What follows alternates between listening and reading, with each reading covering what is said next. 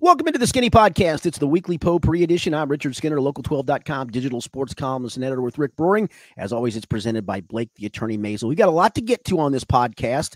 But before we do, Rick, last week I was asked to rank a number of snack cakes, which I did. I put them in the order of my like. Our likes were very different. I was not keen on the Nutter Butter or any of those Nutty Buddy ones. That was at the bottom of my list. Oatmeal cream pies. No, you and I were both oatmeal cream pies. You do like those. Okay. Yeah, I love those. Yeah, they were number 2 behind Ding Dongs. So the one of the snack cakes I was asked to rank was something called Star Crunch, which I was not familiar with. And we said I'd get one. We'd get one this week, and I'd eat it on the air. And so yesterday I'm at the Speedway getting some coffee, and lo and behold, I have right here a Star Crunch.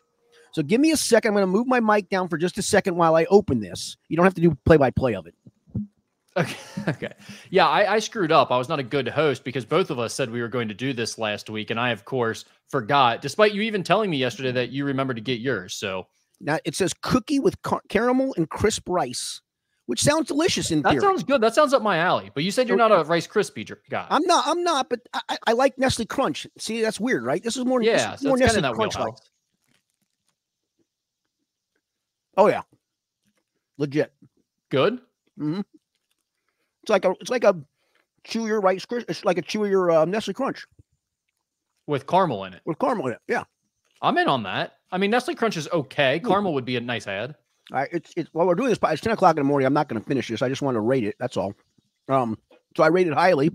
Where would you put it in that list?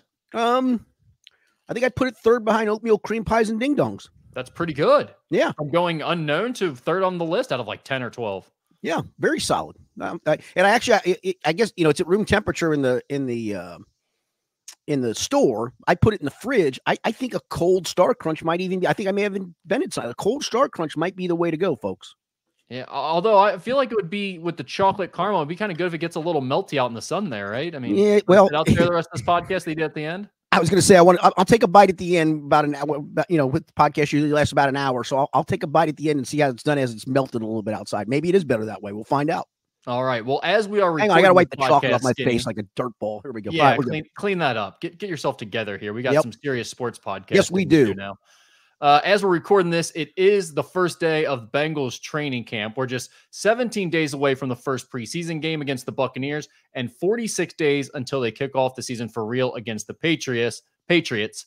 We'll start with the biggest news of the week, which was, of course, yesterday, Tuesday, when the Bengals social media team posted a photo of Joe Burrow arriving at the stadium with a buzz cut that was dyed blonde. Skinny, what were your thoughts on Joe Burrow's new hairstyle? The off-season douchebaggery continues. I mean, that's all I can think of. That's the first thing that came to my mind was, people went gaga over that. I did a radio interview yesterday, was asked about it. And I said, listen, man, I'm too old to give 5 rats behinds about a quarterback on an NFL team getting a haircut. I could care flipping less. Well, do you think this is like a Cincinnati issue? Is this a sign of the times issue? Like, because this is not the first time we've talked about Joe Burrow's hair. This is like a yearly occurrence now where we freak out about it. This is a Cincinnati thing where we just go gaga over stars until we decide to discard them. I think it's a very Cincinnati thing. And it's not, it is funny because, I guess Joe Burrow is more of a national celebrity, but we do this with like local celebrities that aren't even necessarily huge stars. Like Pete Rose is the best example, in my opinion.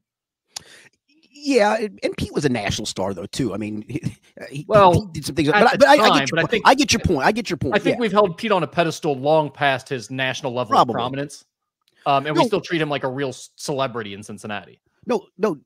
If Joe Burrow, and I hope this doesn't happen for everybody's sake. Let's just say he continues to have the injury issues, right? Fans here will discard him so fast it'll make your head spin. They really will. Oh, that's a fact. So normally the Joe Burrow hair thing is like, what are we doing here? There's 2 parts about this I like a little bit. Can I just humor me for a second? You're killing me. Go ahead. I can see you rolling your eyes already.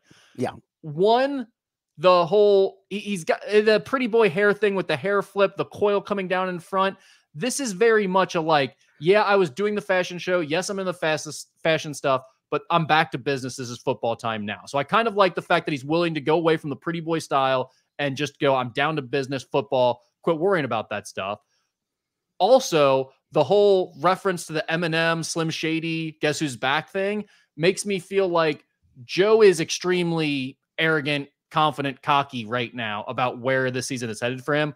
And if for no other reason, that just makes me feel good about where his health is at. And he tried to look like, I guess he tied the hair color into when he was back in high school, so, with a similar hair color, and maybe feel like I'm getting back to my football roots. I guess. But I mean, and listen, that's whatever he wants to do to psych himself up for that. That's fine. But for everybody in this town to go crazy over a haircut, it's mind boggling to me. We had people in our newsroom going crazy about it. I'm like, he got his haircut. Who cares? Well, I mean, they're sending reporters out to like go find the hairdresser and stuff. I mean, hang on a second, Rick. This just in, my neighbor just got back. Neighbor got a haircut. I mean, dude gets haircut. Okay. There is part of me with the Joe Burrow thing, though, where it's like he did the whole thing this offseason of like, well, I hate people prying into my personal life. I don't really like being talked about. I'm just a football guy, but I realize you guys need a little more of that stuff, so I'm going to start sharing more. Sorry, but this is like the second or third time you've done a major hair thing that we've talked about, and some of that's on the fans, but when you dye your hair blonde, you shave your hair and dye it blonde, you're asking for attention at that point. You know how it's going to be handled. This isn't your first go round in this city. So I mean, the whole like, oh, I only care about football and I don't like my private life being out there. I'm not sure this is considered as private life, but like to some extent, you have to acknowledge you like the attention if you keep doing things like this. I think that's a fair point. Yeah. All right. Jamar Chase also showed up with a buzz cut on Tuesday. Obviously, in the past, he's had the dreads. So who sacrificed more for their back-to-business hairdo? Was it Joe Burrow losing the pretty boy coil in the front, or Jamar Chase losing the signature dreads? I'm going to go Jamar because those were kind of signature. Joe's been the one that's had different hairstyles. Jamar's been pretty consistent with his. I agree. And it's like, that's kind of the identity. It takes a long time to grow those out. I think Jamar actually made the bigger sacrifice for the Bengals. More of a football guy, Jamar Chase. Yep. Going all business now.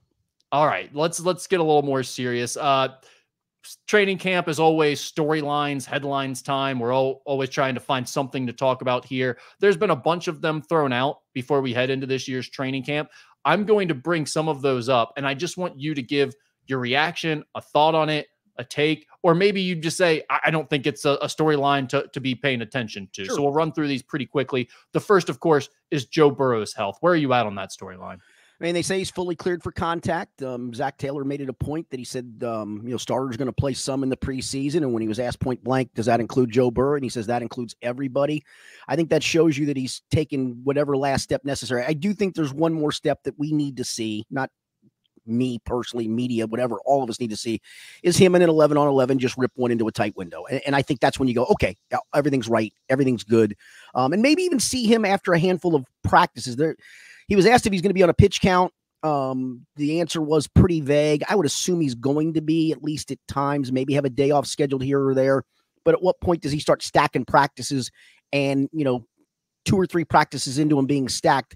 And they've got a pretty easy schedule. They go 3 days off, 3 days. And then from that point forward, the rest of camp, it's 2 days off, 2 days off, 2 days off. And then games mix into that as well. So he's kind of got some built-in days off anyway. But I'll be interested to see, maybe out of these first 6 practices, does he get a day off? Does it bother him in practice 4 or 5? I listen, him being fully cleared, it's all great news, but until you really see it and he goes through the effects of throwing multiple times over days, you're still not going to really know. You mentioned Zach Taylor saying that he anticipates the starters playing in preseason games this year. Some of the starters have played in the past. Joe Burrow has never really played, and some of the other stars haven't played in the past. Do you think this is a change in philosophy because of the slow starts the last few seasons, or is this more of just it's media day and he's kind of giving you guys something to write about? No, I think it is a little bit a nod to the slow starts. I don't think he's going to change anything in camp. I don't think there's any plans for that. They track guys, they monitor guys, they try to keep them, they use those GPS monitors to make sure they're not overexerting guys. And I think you'll see a lot of that. I know people make a big deal of the lack of tackling. That's across the board in the NFL.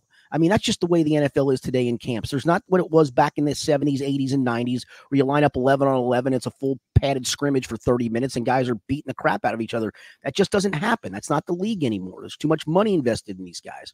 But I do think that's a nod to him. It's either him, the nod of, I do think my guys need to have some reps. I do need to change something up. Or maybe it's him almost as a nod to the fans of, okay, I'm going to play these guys a handful of snaps just to appease you guys.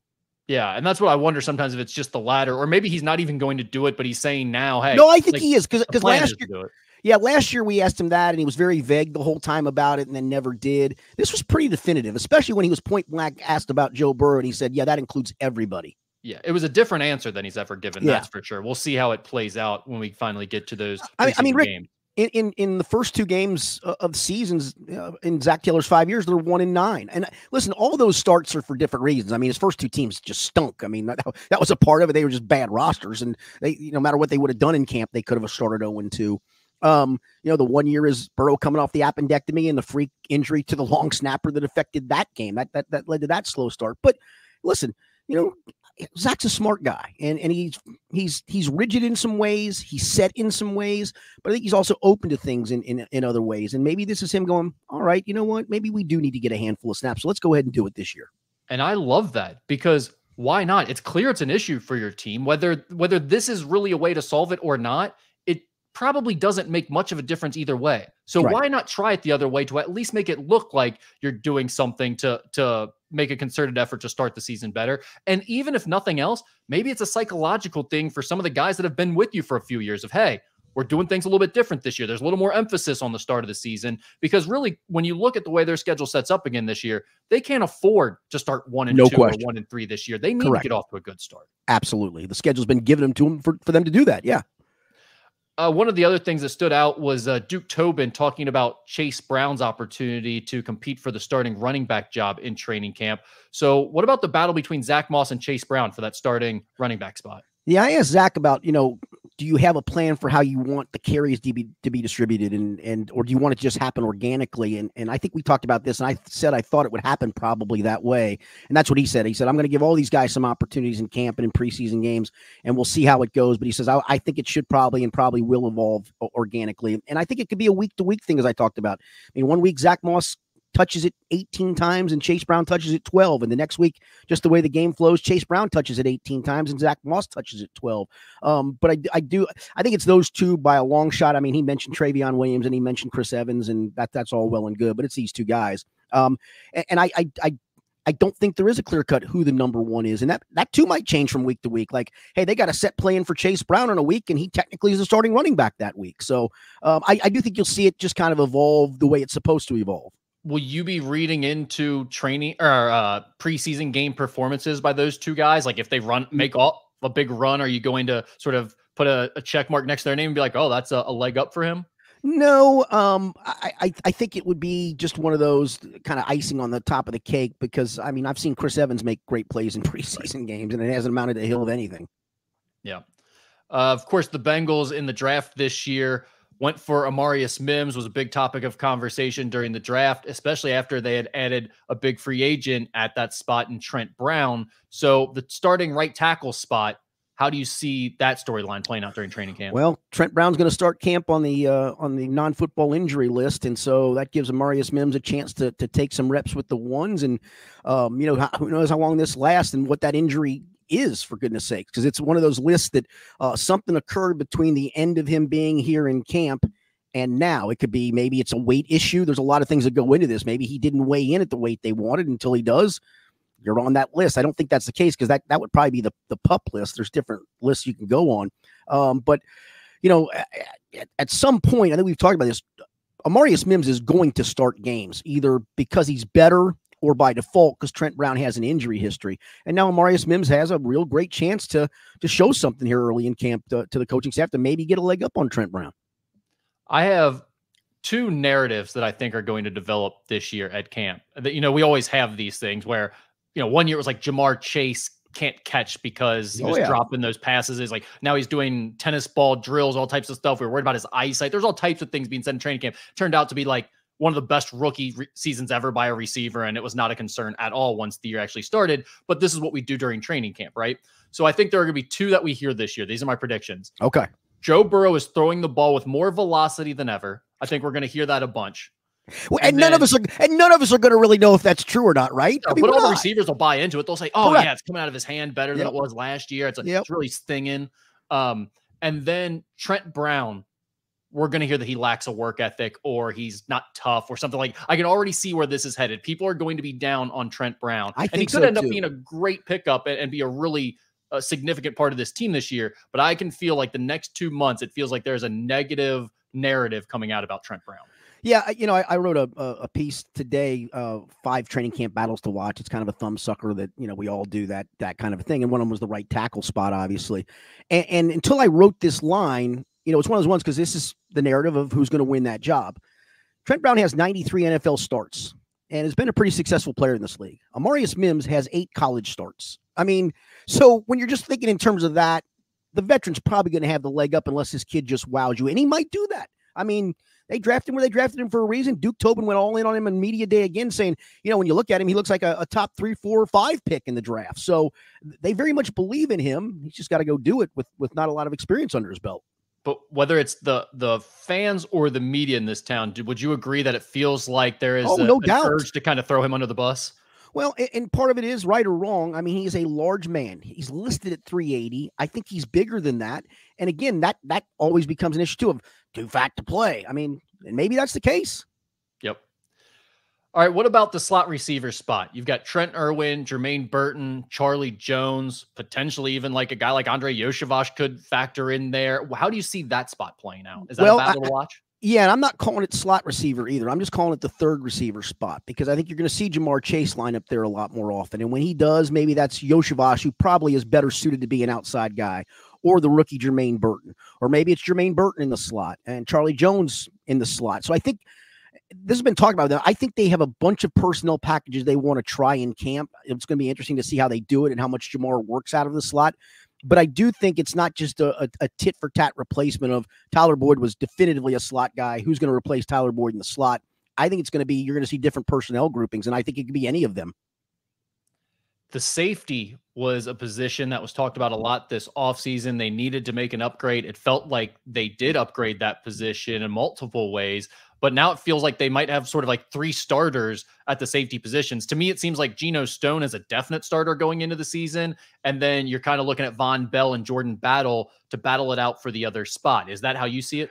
I think Von Bell's pinned in at the moment to start. I really do. I think they got a little bit down on Jordan last year and kind of his work ethic, et cetera. And I think that's there's multiple reasons to bring Vaughn back in. A, because he was a good player for them. B, because he's familiar with Lou Anarumo's system, and that's going to help on the back end. And I think then the pro that he always has been, right? The whole storyline of he's always there, the first guy in the morning and lifting weights early. I think they'd like some of that to rub off on Jordan Battle, because I think Jordan played well at times last year, but there were times he didn't and looked lost, and that's what a rookie does. So I'm going to say Vaughn's pinned in at the moment. My fear is, and I hate to do this because everybody ages differently in sports, right? I mean, Tom Brady never aged, basically. And some guys are out. I mean, we just saw, I think it was Michael Gallup, the wide receiver from the Cowboys, just retired at age 28. So everybody's body's different. But Vaughn is such a physical player. Didn't have a very good year in Carolina last year, was hurt some. My fear is, has he lost a step? And, you know, maybe that won't matter for the first month as you know, you kind of go through that schedule and he's back there getting everything set and he rubs off on Jordan Battle the right way. But if it does, you better hope Jordan Battle's ready to go back into the starting lineup and play.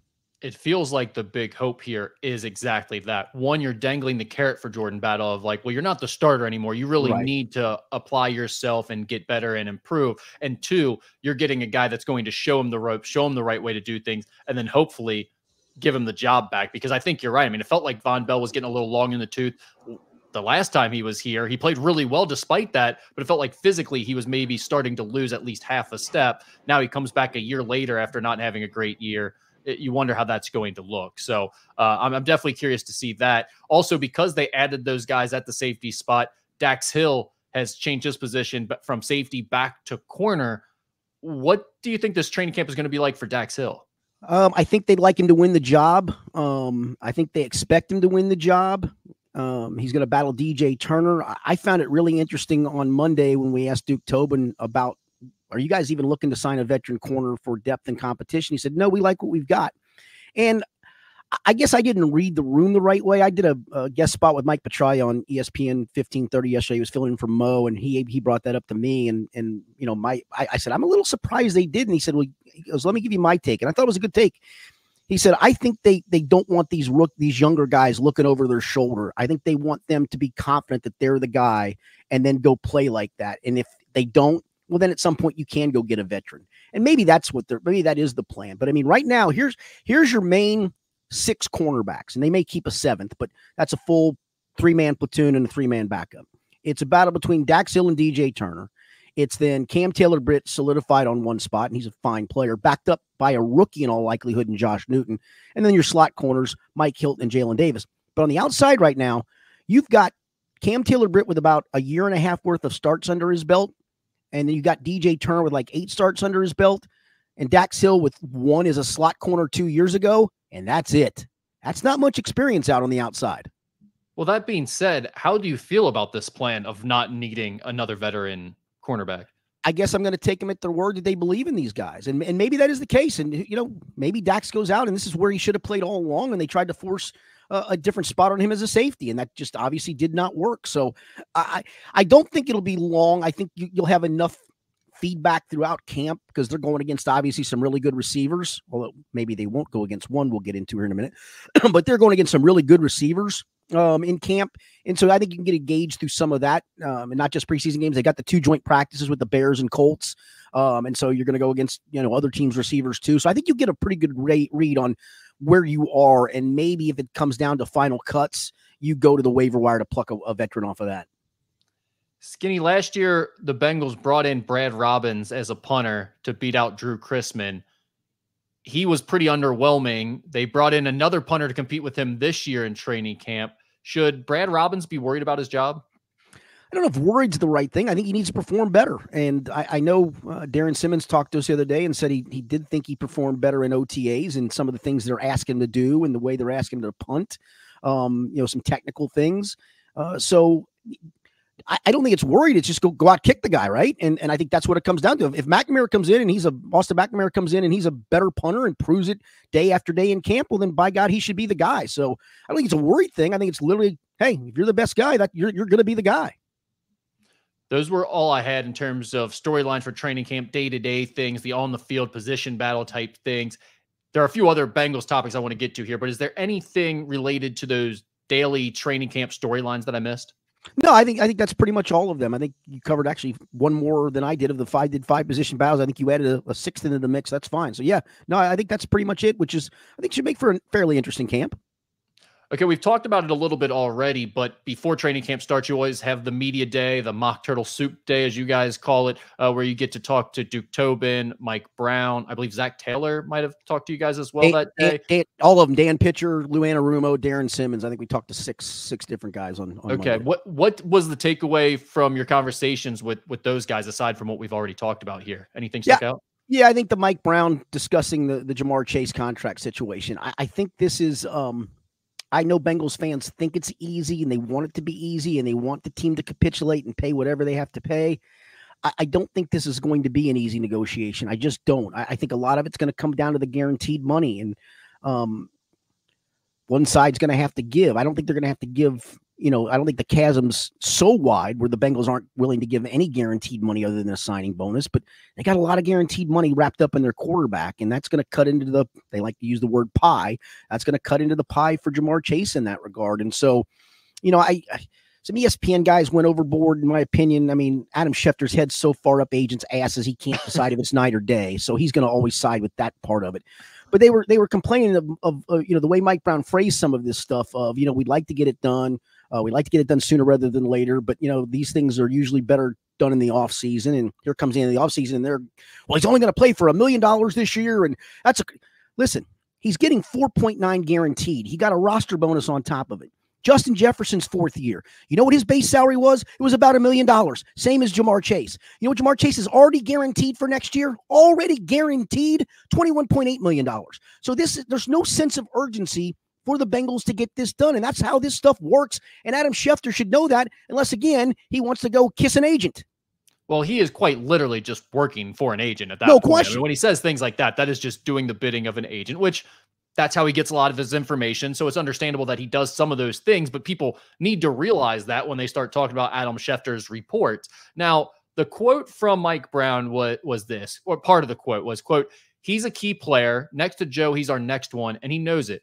We know it. This may take a while. We are going to bend over backwards to get it done.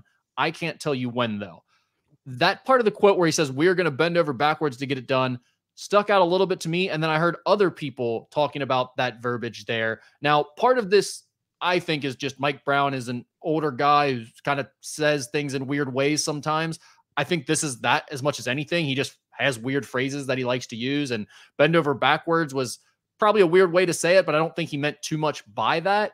The part of that, though, that you're alluding to and that he's alluding to, saying we're going to bend over backwards, I don't think this is like rocket science or brain surgery that they're doing here to come up with this contract. It's like the contract is pretty much already done by the other top receivers. Like Justin Jefferson got his no deal. All it means is you have to agree to amount of years and agree to how much money is guaranteed out past that first year, which is, it's difficult for him to part ways with his shekels. I understand that, but it's not really like hard to figure out.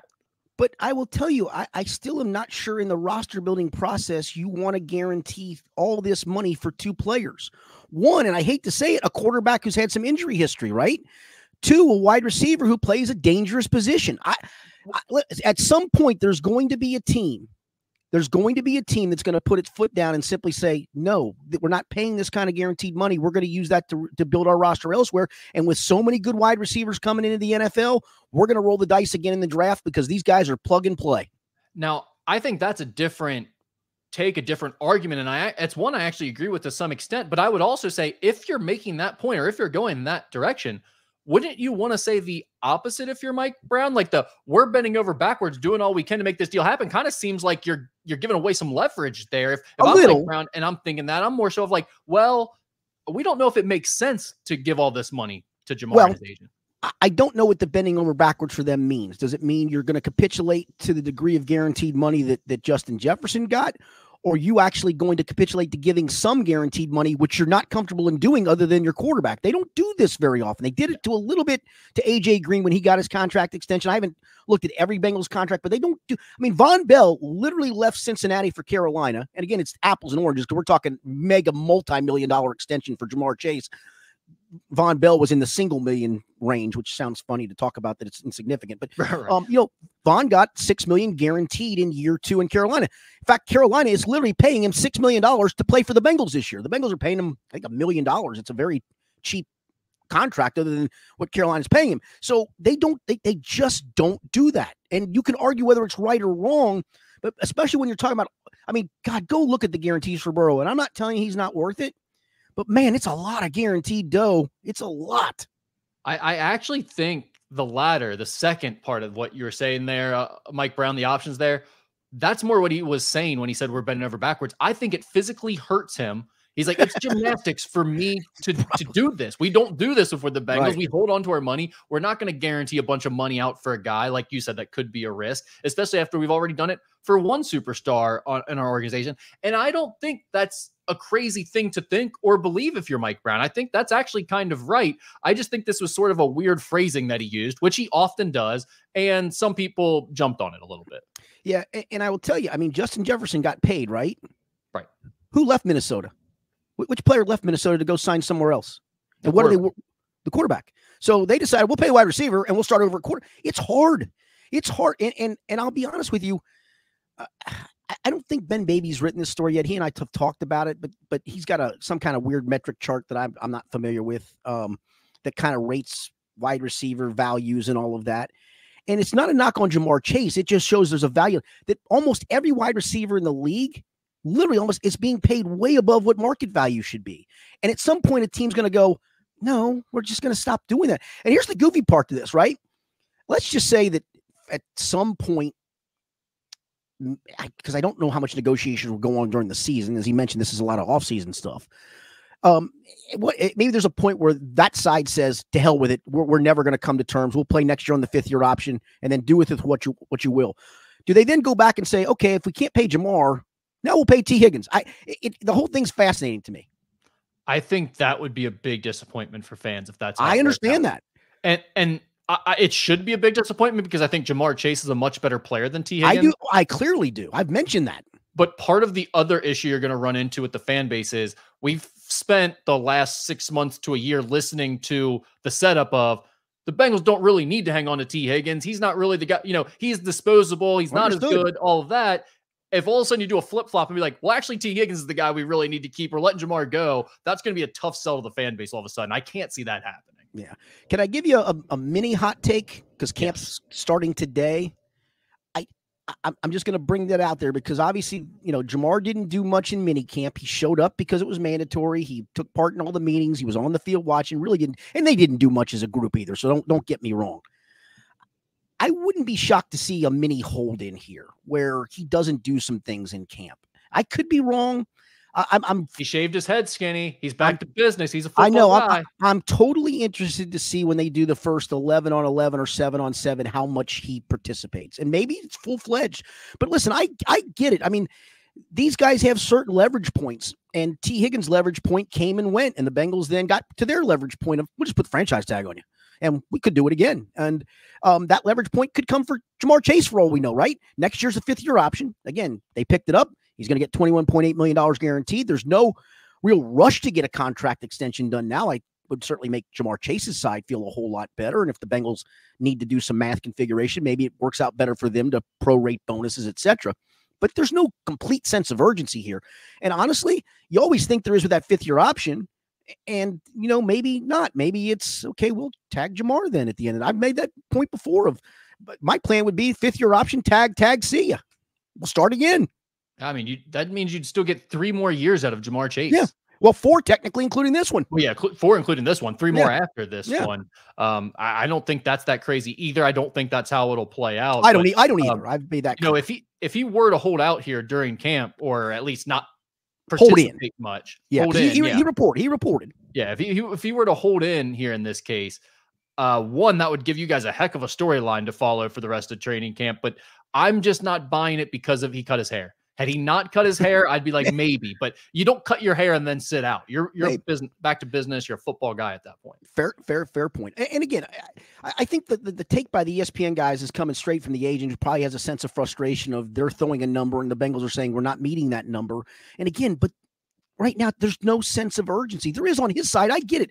Hey, listen, man, it's a tough sport. While he's guaranteed $21.8 million next year, no matter what, if he gets hurt catastrophically this year, done. Goodbye. And so that's where this is just always such a tough spot. But I mean, it's the league, man. It's the business side of the league. That's how it works. Skinny, any other thoughts that we missed, topics to get to here before we move on to the Reds? I don't think so. I think we covered most of the bases there. Yeah, that was a good long Bengals segment there to kick off training camp. So we'll obviously be following up as we go along each week during training camp. But let's shift gears to the Reds, who have played 4 games since we last spoke at the All-Star break. They got swept in a 3-game series by the Nationals, and then they bounced back to beat the Braves. They are once again tied with the Cubs for last place in the NL Central, 10 games back of the first place Brewers. Skinny, the trade deadline is a week away on July 30th at 6 p.m. There was a report this week by John Morosi of MLB Network that the Reds are indicating to other teams that they're willing to move players on expiring contracts. He mentioned Frankie Montas and Nick Martinez as 2 potential targets for clubs hoping to add pitching help at the deadline. What were your thoughts when you saw that report? It wouldn't bother me. I mean, I know Montas is a part of the rotation, and Nick Martinez has been a not as valuable as I thought he was going to be. But I mean, he's served that swing role as a starter reliever. But I don't think either one's irreplaceable, for goodness sakes. And so, I mean, if you got something back in return, then I have no problem with that whatsoever. And it would probably be prudent on their part to do that. Yeah, my initial thought was, well, first of all, this doesn't mean they're selling. Like, no, right. People put out this report where like the Reds are becoming sellers, and then some of the fans started to get mad, like, oh, it's over. They got something by Nationals. They're folding. It's like, well, that's not what's happening here. They're going to get Emilio Pagan and Ian Jabot back in the bullpen. They're going to have a surplus of arms. They don't have a lot of flexibility right now with their pitching situation on the roster, just because of the way options are and guys like Martinez and Montas who are on an expiring contract. So it's like, it makes sense to look to deal 1 or 2 of these guys before you lose 1 or 2 of them for nothing anyway. And I agree with you. Like, as soon as I saw it, I was like, well, I'm not sure what you're going to get back for those guys, if anything, but it doesn't indicate to me that the Reds are folding or that they're out of it. I mean, neither one of those guys are who you think of when you think of the core contributors right now to this Reds team, or the guys that need to step up if the Reds are to make a postseason run. Yeah, I would agree with that. I think it's just I don't think it indicates anything other than you're probably making a prudent move to get at least something in return for guys that you're not going to get anything for in turn after that. Yeah, by the time we record next week, we will be at the trade deadline. Are you expecting any moves before then? I'm going to say no. But you've got enough prospects. We've talked about at some point you have to turn some of those prospects into provens. And we mentioned this. They need a right-handed hitting power outfield bat. They don't grow on trees. I get it. But you don't have one in your system at the moment. I mean, you thought maybe Reese Hines was that guy. It was cute, and maybe this is just a bad blip, and he comes back and starts hitting again. I don't know, but you need that long term. So this wouldn't just be go rent a guy for the last couple of months at the deadline. This would be get a guy who's going to help you now, but also is going to help you in the next couple of years. And there's a handful of guys out there. Brent Rooker of the A's comes to mind. But don't forget, there's other teams dealing too. And so it may make you swallow hard to have to give up a key prospect or two. You're not giving up Cam Call. You're not giving up Rhett Lauder. You're not giving up Chase Petty, but you've got enough other prospects that you can probably move. And I'd be disappointed if they didn't at least try. I mean, listen, they might get outbid for some of these guys. You may find that out that, hey, they were in on this guy, but Team B gave up more and they were willing to give up more prospects because they had more prospects and better. I'd be okay with that. But if you hear they didn't try, that would be disappointing to me. Someone brought this up to me the other day, and I don't think it's anything that's going to happen, but it was an interesting thought exercise. I was asked, do you think the Reds would be looking to trade Noelvi Marte as like a prospect to put in part of a package deal right now? And I said, absolutely not, because his value's never been lower.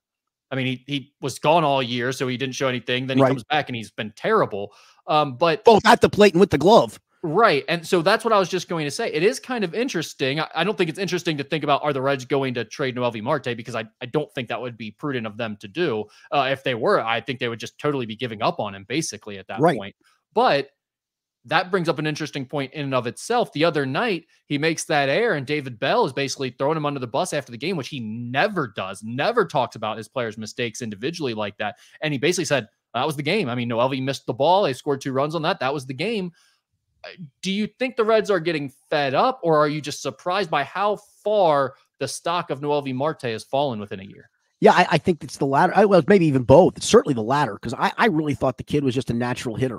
He'd hit at all levels, came up hitting in the big leagues, and played a pretty good glove at third base. I mean, and all of a sudden, I mean, part of it's not just the glove. He can't make a routine throw.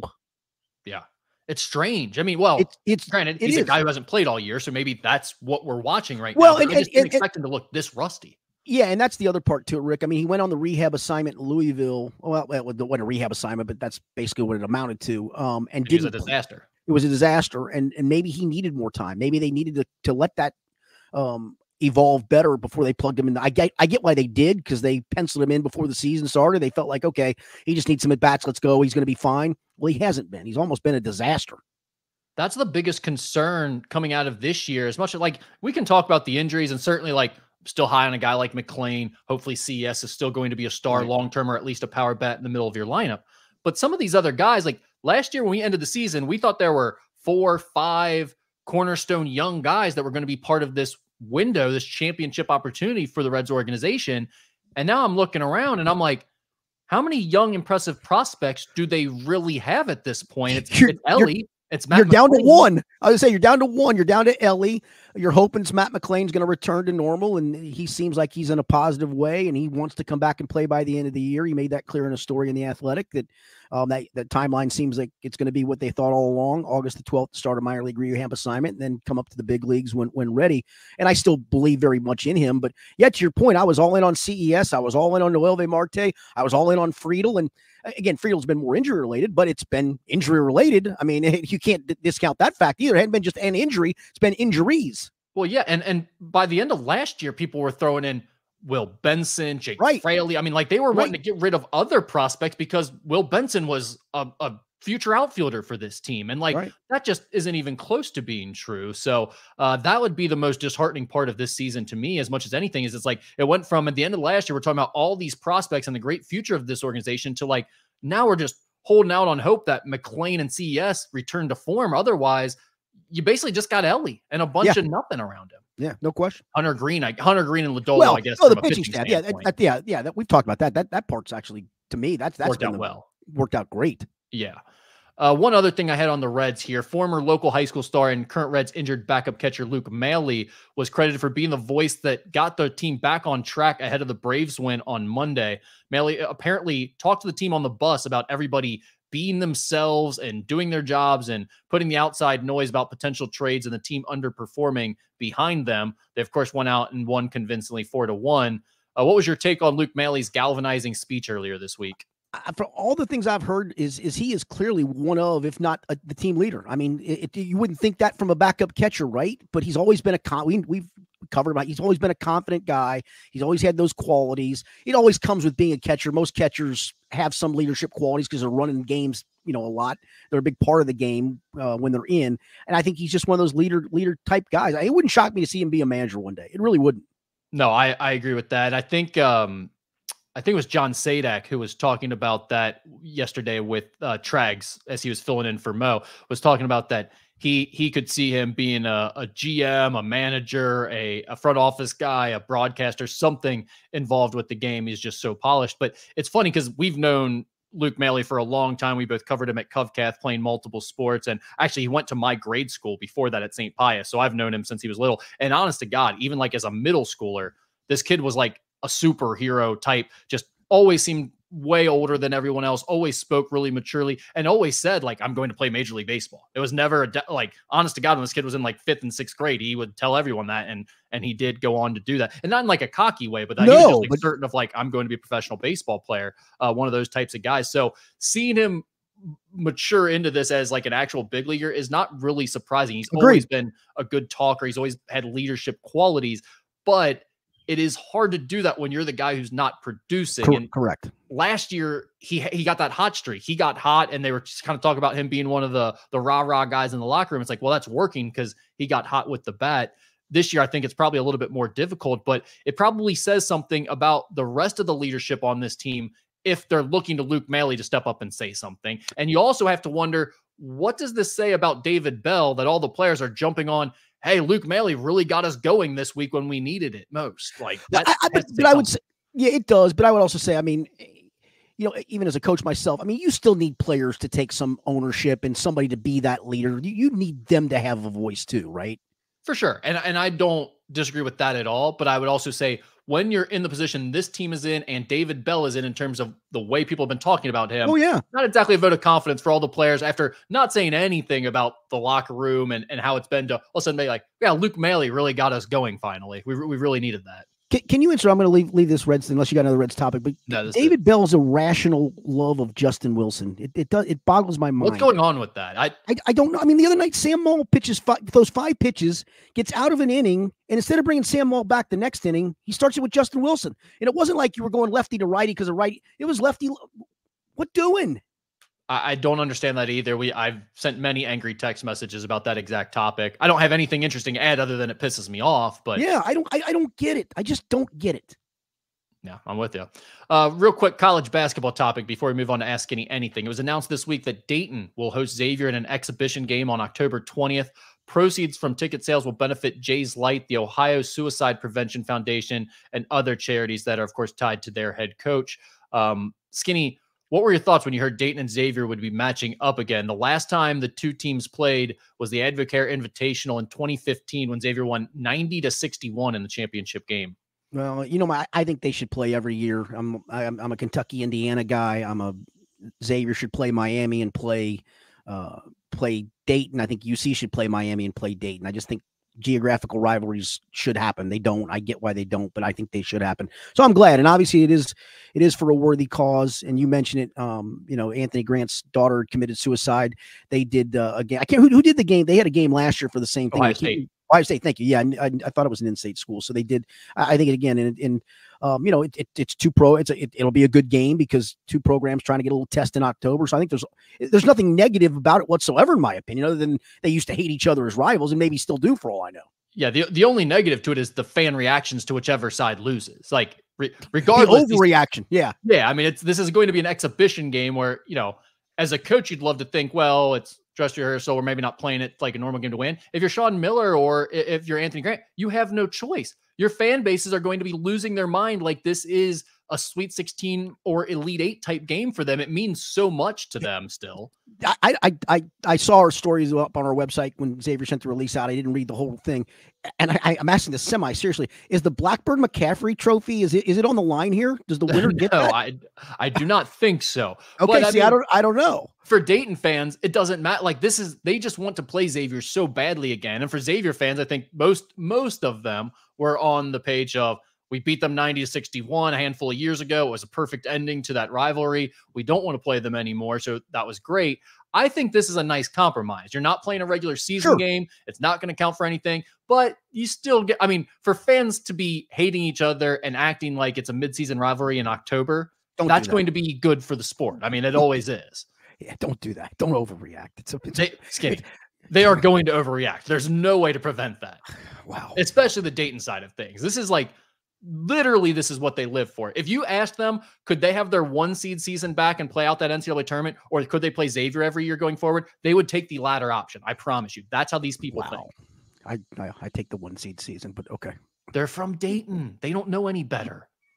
Fair point. If they don't get into Dayton, they go to Wright State. There you go. It's a terrible cycle they've got in that city. Ask Skinny anything. Let's go. What is hang on for you. Let me see. It's been about 45 minutes. Yeah, take a bite of that Star Crunch. Let me see how it's done. A little melty now, maybe. Not too bad. I'm kind of sitting in the shade, as you can see. It's melted a little. It's a nice morning too. It's pretty good melty too. I like it both ways. Well, maybe I'll do my Star Crunch review off air after this. They're kind of making me jealous now. I don't have one. All right, what is Skinny's opinion on Olympic events such as soccer, archery, rugby, and handball starting before the Olympics opening ceremony? I don't get that. What is the point of that? An opening ceremony should open the event, and that's when events should take place. I've never understood that. I really haven't. I agree with you. I'm sure it's a scheduling thing, but it's like, why can't you just move the opening ceremony back then? And can I tell you about every one of those sports? I won't watch a single one, so maybe they do need to open early because they get out of the way and nobody pays attention. Soccer, probably. Although handball's kind of fun. I kind of like watching handball occasionally. Like are you an Olympics guy? Are you going to get into the Olympics? I think we've talked about this already. No, I used to be. I mean, I truly believe when we had the Cold War, when you had the European bloc countries, they were the enemy. We're the good guys. And we had the amateurs, they had the pros, and now everybody's a pro, and it's just lost its luster because of that. Is Team USA's basketball going to be in trouble? They had a lot of close exhibitions here in the last week. I will tell you, did you watch Saturday at all? I did, and I saw the score though. So I watched the first half and had to come out in the yard and do something. And I went back in to watch the very end to see what I actually seen they'd rally to take the lead. I'm like, I'm gonna go watch the end. But yeah, I mean, they've not played great, and this was just a wake up call they needed, and maybe Steve Kerr's been experimenting with stuff, or is this team maybe not that good? Yeah, it's always hard to tell, but like my issue with is it almost doesn't matter because it's not easy to just flip that switch into like, we're going to be competitive and start playing well mode. Like the other teams are always there if they're not the USA. The USA, it seems to come and go a little bit depending on the group of guys, whether they're like there to win it or if they're there to kind of be a disconnected group on a vacation. And it's hard to judge these guys just yet because it's only been a few exhibitions. But if they keep playing like this, they could end up getting beat. They're lucky they didn't play the North Sudan. I hear they're better than the South. You better believe it. Well, how about that story for South Sudan though? Carlik Jones from Aiken High School, triple double. Yeah, pretty impressive. Yeah, Chris Mack was campaigning to be an NBA player. Thanks, the NBA GMs are missing out on him. He was G League MVP, I think, last year. Oh, really? I didn't know that. I think so. Yeah, Cincinnati boy, good for him. Yep. Ranked the following drafts, Skinny. Okay. NFL draft, NBA draft, MLB draft, NHL draft, WNBA draft, and MLS Super Draft, and they didn't throw this on there, but Miller Genuine Draft. You know what? When Miller Genuine Draft came out, I thought I'd give it a whirl. Just couldn't do it. Not your thing. Couldn't do it. I've had a Miller Genuine Draft or two in my day. The NFL Draft to me is light years better than any of them. Yep. And even though I hate covering it because it feels like it's the most exhausting weekend of my life every year, it's just far and away the drama of it, the background of it, what we know of guys. The NBA draft is literally just a round, and you don't care much about the second round unless one of your. And I don't even know if college fans care if their guys get drafted in it. I really don't. I think maybe at the upper end they do. NHL draft I don't watch, don't care. MLB draft I only watch the first round usually when it involves the Reds, and then the other drafts I don't. I watch a little bit of the WNBA because of Caitlin Clark and Angel Reese this year, but I normally would not watch the WNBA. My favorite NBA team had 2 top 10 draft picks this year. 2 top 10 draft picks. The San Antonio Spurs. They didn't even use one of them. Right. And the other, they took like a development piece that can't score. I mean, like the NBA draft has just lost all its luster. They don't care at all about what they get in that anymore. So it's the NFL draft and then whatever rank you want to put the rest. Correct. I'm with you. Yeah. Is Skinny a music while he golfs guy? A music who? What? Are you a music while you golf guy? Oh, music while I golf. Listen to music while you golf. Bluetooth speaker. I don't, but guys that I play with sometimes do, and it doesn't bother me. I don't mind. I don't go out of my way to do it myself, but a couple of guys I play regularly with, they do, and I'm fine with that. I got no problem with that. It doesn't bother me whatsoever. I mean, heck, I'm a guy who literally, I'll get out of the cart, put the tee in the ground, and swing the club, and occasionally some of the guy will go, "Oh, I'm sorry, I was talking to your backswing." Like, I could care less, dude. It's not going to bother me. I'm not going to hit it any different. That's me. I love that. I like my dad is a guy who stands over the ball and twiddles his feet and like, he doesn't really care if you're talking his backswing, but he probably doesn't love it. And that drives me crazy. It's like, get up there, grip and rip. I was playing at a bachelor party 2 weekends ago, and one of the other guys commented, he's like, "I haven't seen you take a practice swing all day." I was like, "Buddy, I got kind of a bad back. I only got so many good swings in me. Like if I start taking practice swings, we're going to be done by hole 4 here." So a buddy of mine and I that Todd Curlis, who sells for iHeartMedia, he and I, if it's just the two of us playing together, and we're not speed golfing, man. It's not like we're running to our golf ball. We've gotten 18 holes done in 2.5 hours before if there's nobody in front of us. We just don't mess. There's no reason to mess around. He may look over a putt every once in a while, and I may look over a putt every once in a while, but for the most part, it's put the ball down, get a line, putt it, and let's go. I mean, yeah, so when my girls played, and my oldest was better at this than my youngest, because my youngest was tiny. I always told them on the golf course, walk with a sense of purpose. Girls golf, there is nothing worse than as a parent being out there and girls just dawdling, and they take forever, and then they take 10 practice swings. I mean, there's times I've wanted to yell watching going, "Swing the club, please." I believe that's frowned upon during competition, but kind I'm not of sure. is. Kind of is. I will say on the music thing, I'm with you. I don't mind it. I don't bring it. I don't mind if someone else is doing it. It kind of makes me uncomfortable though sometimes, because like when we pull up on someone else at a tee box, does it bother them? The buddy doesn't turn it down. I always get a little uncomfortable. It's like, I'm someone else going to get pissed off at us. I'm noting you, but if they do, it's almost like, get over yourself, guy. I agree with that too. But for some reason on a golf course, I guess I just feel out of place. So I feel like self-conscious about it. I don't know. Fair point. What is the worst haircut Skinny ever got? And is there photographic evidence? There probably is. It wasn't a haircut. I decided once in high school to get an afro perm. Excuse me? Yeah, you heard that right. That is correct. Is anyone got your family pictures hanging around still that we can call up here next week? Honestly, I'm going to try to dig that up. I really will. I don't know if we have pictures of it still around. We've got so many photo albums that I don't know which ones are which. You've got to find that. We've done the mustache before on here. Oh yeah, program. Yeah. I'll bring that back up if I. But that was a thing. That was a thing back then, man. Yeah, porn cops were all over the place. Paul Skeens is bringing it back. That's right. You do. That's who you looked like. Yeah. Yeah. Paul. I don't think I look like Paul Skeens, mind you, but yeah. I mean, you and Livy Dunn. Me and Livy Dunn. Yeah. Until she gets taken by Joe Burrow. What is Skinny's favorite video clip of himself?